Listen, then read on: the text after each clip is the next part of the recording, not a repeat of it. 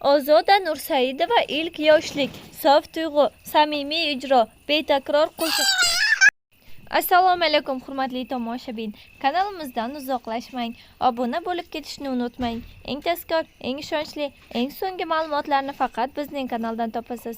O'tkazib yubormang. Ozoda Nursaidova bu nomni eshitgan har qanday o'zbek muxlisida darhol ilk yoshlik, sof tuyg'u, samimiy ijro, betakror qo'shiqlar va yurakka yaqin obraz yodga tushadi. Uning sahnadagi xatti-harakatlari, yuz ifodalari, quvonchi-yu armoni bir vaqtning o'zida hammamizning qalbimizdagi tiniq hislarni uyg'otadi. Ko'hlik paytida Ozoda so'zsiz samimiyligi, soddaligi va beg'ubor tabassumi bilan ajralib turardi. Mana ushbu lavhalarda ham uning hayotiy va rostgo'y obraz namoyon bo'ladi. Bir kunda qizil sahna pardasi ostini yoritib, qo'lidagi mikrofonni mahkam ushlab, Ozoda har bir so'zni qalbdan chiqarib ijro etadi.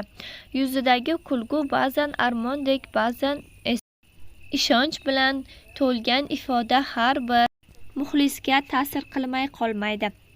Ovozidagi teranlik, ko'zdagi nur va og'zidagi sodda so'zlar odamni xuddi u davrga qaytarib qo'yadi. Videoda u o'z qo'shig'ini bor qalbi bilan, qattiq his-hayajon bilan aytayotgani seziladi. Bu satrlar Ozoda ijodining yurakdan chiqqani, haqiqiy hayot, muhabbat va armonlarning musiqa bilan uyg'unlashuvini namoyon etadi. Sahnadagi Ozoda har bir yuz ifodasi tuyusiz va sevgi va samimiylik. Lavhalarda Ozoda Nursaidova odatda tabassum bilan xalqqa qalbi ochiq holda mikrofonni qattiq ushlagancha, ba'zida teran, ba'zida g'amgin, ba'zida esa umidli nigoh bilan qo'shiq aytadi.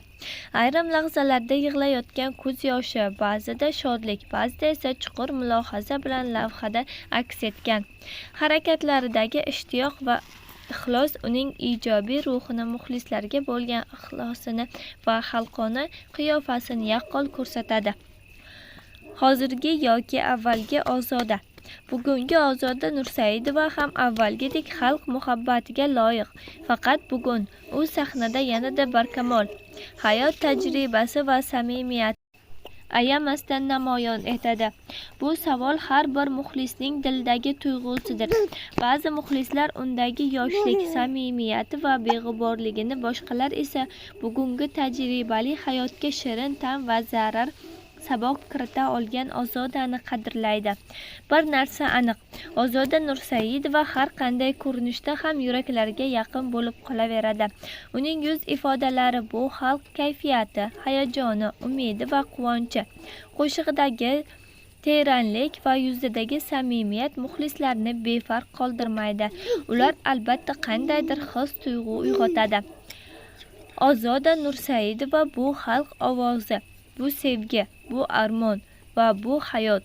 Uni qanday ko'rinishda sevsangiz ham, u yurtimiz qo'shiqchiligida betakror qiyofadir. Muxlis sifatida siz Ozoda Nursaidovaning qaysi davrdagi ijodi, qiyofasi va ruhi yaqinroq? Javobingizni kommentariyalarda kutib qolaman.